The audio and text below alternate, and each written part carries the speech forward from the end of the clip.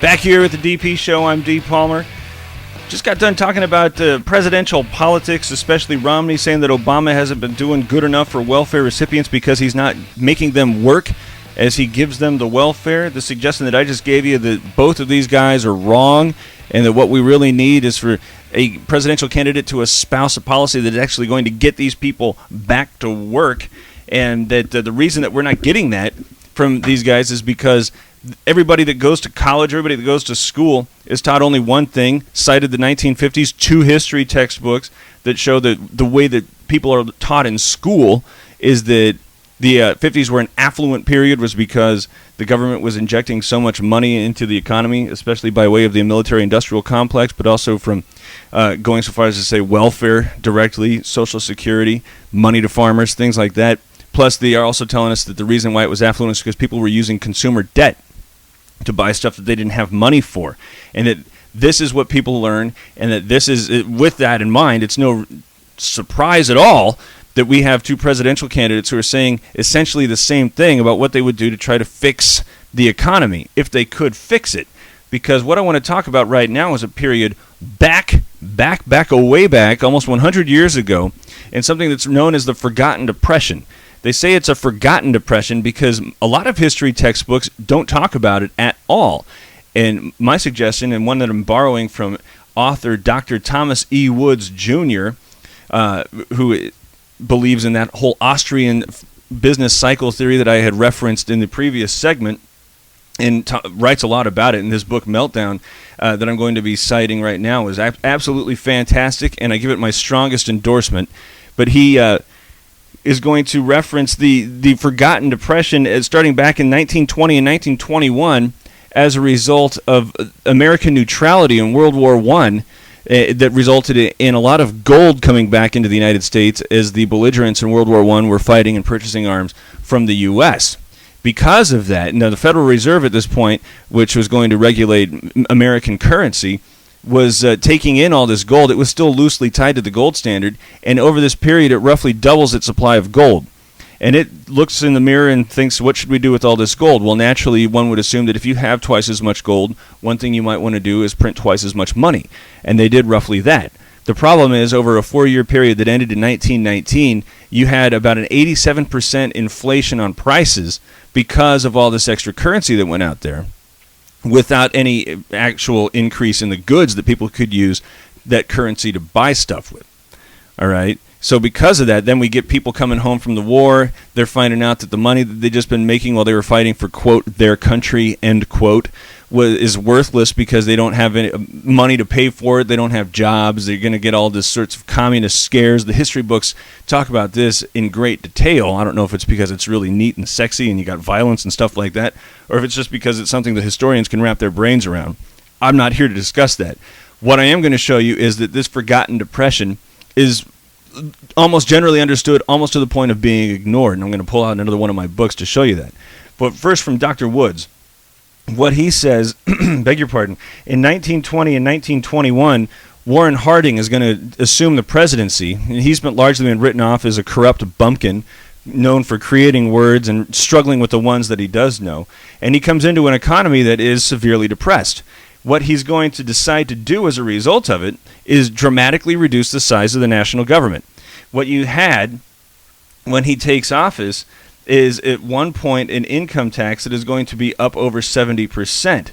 And what Tom Woods suggests in his book Meltdown is that you find are people who have two options if they are going to go invest in any sort of capital interest. You can either suffer and lose all of your money because the investment was bad, or lose 100 cents on the dollar.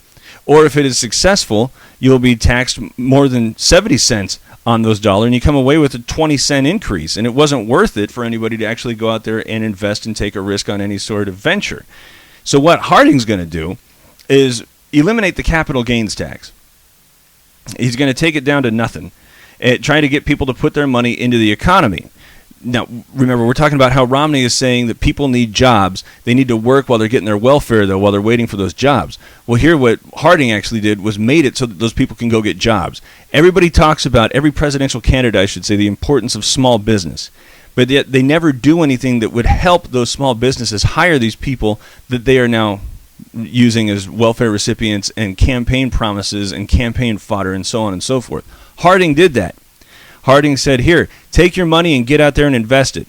Now, to do that, though, he's going to have to either make it so that the government doesn't need as much money, or he's going to have to find another source of revenue. Well, he did the former, beg your pardon, and he reduced the size of the government by 1/3. And because of these two things in particular, the forgotten depression of 1920 to 1921 is going to see a recovery start in just a 9-month period. Just a 9-month period. Because he quit spending money, and he gave that money back to the people who knows how to take money and make it into more money.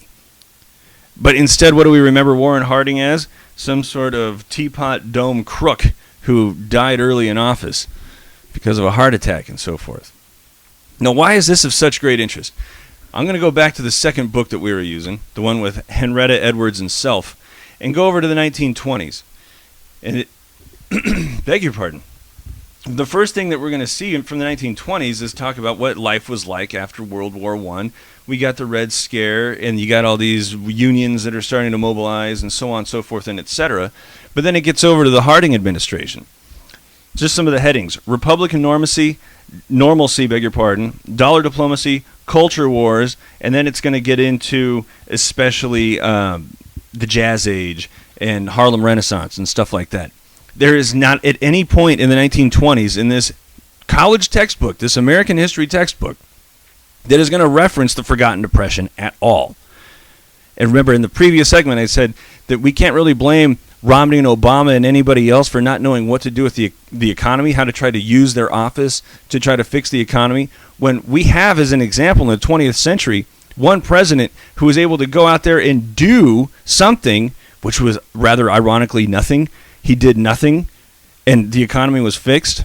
Nobody's ever going to win an office that way, right? Hey, elect me. I'm not going to do anything, and the economy will get fixed. I'll believe the other guy who's saying he's going to do stuff or something. We've had people now for generations saying how they're going to go in there and do stuff and something, and it does not work. The problem has been compounding.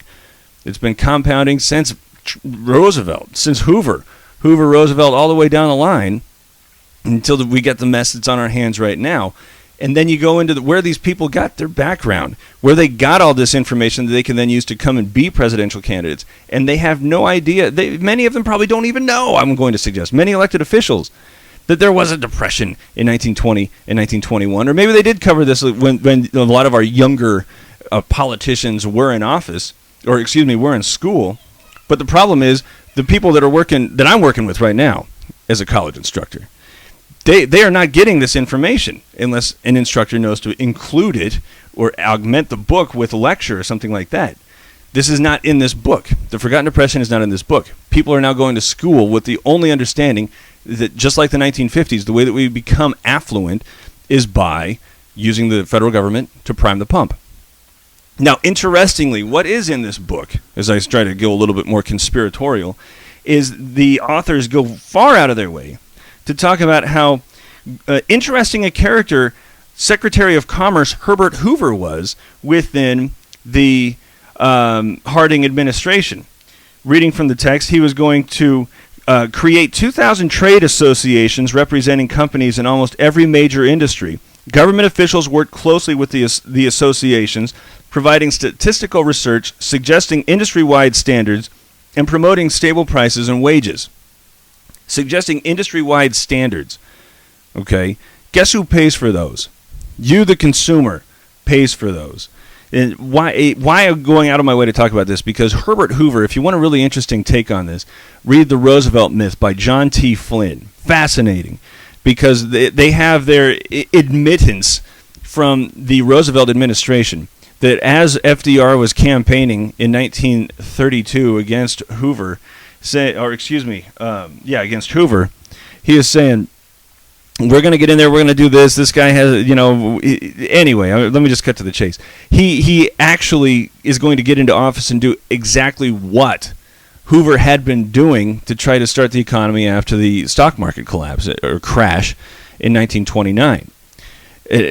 He couldn't think is that here in this mainstream textbook, we have No, 0 words written about how Harding, as president, was able to oversee a recovering economy. And I'm giving Harding too much credit.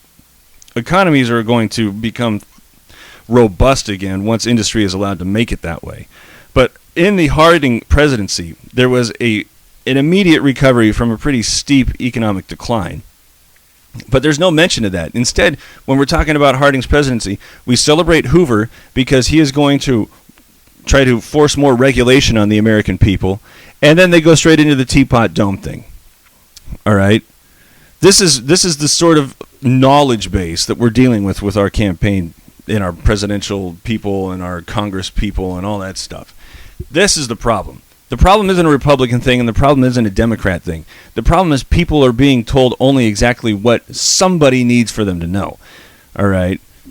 That is the issue here. Romney is suggesting that he would do exactly the same thing as has been written in these textbooks, meaning he is going to use the federal government to try to fix the economy. Well, during the Forgotten Depression, the federal government got out of the way, just cleared straight out of the way. And guess what happened? The economy recovered. That is what we need to hear from one of these two candidates. Unfortunately, we have both seen and heard everything that they did and would do as far as any sort of economic problem goes, and we know what the story is going to be. They're going to use the government to spend and try to stimulate the economy that way. It ain't going to work. It hasn't worked. Even when it appeared affluent, all they were doing was kicking the can, and here we are.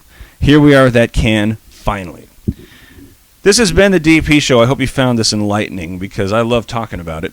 I'm D.S. Palmer. The Diamondbacks are coming up on the other end of this on iTalk 106.7. Do enjoy your night.